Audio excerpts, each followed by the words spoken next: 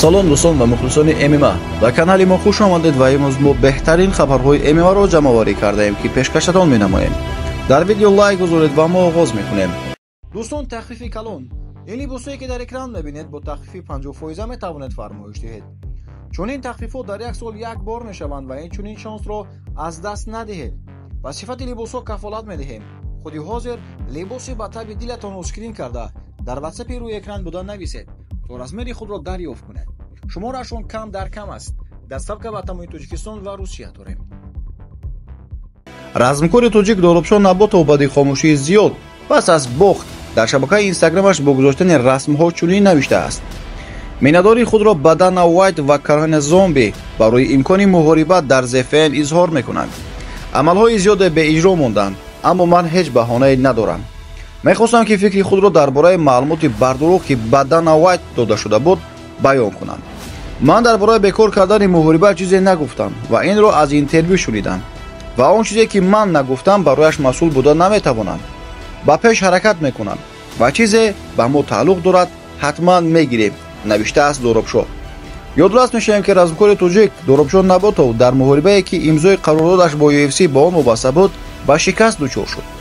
ӯ дар хубозмоӣ бо размкор аз Бразилия Матеус Камилио мағлуб гардид. рақобат миёни Наботов 9-1 ва Камилио 9-2 дар Кореяи Ҷанубӣ дар доираи мусобиқаи ЗФН 2 баргузор шуд. рақобати варзишгарон дар вазни сабук тамоми муддати вақти пешбинишуда идома ёфта. бо қарори якдилонаи даварон Матеус Камилио ғолиб дониста шуд. ғолиби ин рақобат барои имзои қарордод бо лигаи пурзуртарини ҷаҳон UFC имкон пайдо кард. промоушени Open UFC беҳтарин размкори соли 2024-ро интихоб мекунад. ин лига овоздиҳиро оғоз намуда, номзадҳоро эълон кард ки дар байни онҳо размкори тоҷик Муҳибшо Гулбоев низ вуҷуд дорад. натиҷаҳо пас аз 3 январи соли 2025 маълум мешаванд. моҳи октябри соли 2024 қаҳрамони муваққатии лигаи Open UFC дар вазни миёнаи сабук Муҳибшо Гулбоев дар қуввозмоии асосии мусобиқаи Open UFC 47 дар Санкт-Петербург бо Никита Подкаваленков рақобат мекунад.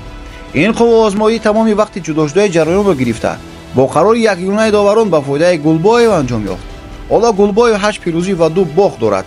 дар ҳисоби Никита 12 пирӯзӣ ва 6 бохт қайд шудааст. ёдрас мекунем ки моҳи майи лигаи Open UFC дар Самара мусобиқаеро баргузор намуд ки дар он барои дарёфти камарбанди қаҳрамонии муваққатӣ дар вазни миёнаи сабук рақобат сурат гирифт. дар ин рақобат Муҳибшо Гулбоев тоҷикистонӣ бо Амин Гасимов озарбойҷонӣ ҳаво озмуданд. размкори тоҷик Гасимовро дар сонаҳои аввал мағлуб кард. дӯстон, имрӯз мусобиқаи дар интизори Октагон 68 дар шаҳри Тошкент баргузор мешавад ки дар он ду варзишгари тоҷик Фазлиддин Мадрахимов 13-5 зидди Муҳиддин Мамаҷонов 7-0 ва Қамариддин Ҳасанов зидди Муҳаммад Али Нурусов 3-3 баромад мекунад.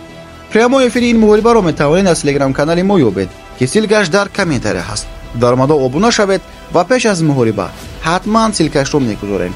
ба варзишгарони тоҷик муваффақиятро таманно мекунем. ташаккур ки видеоро то ба охир тамошо кардед. то видеои навбатӣ хайр дӯстон.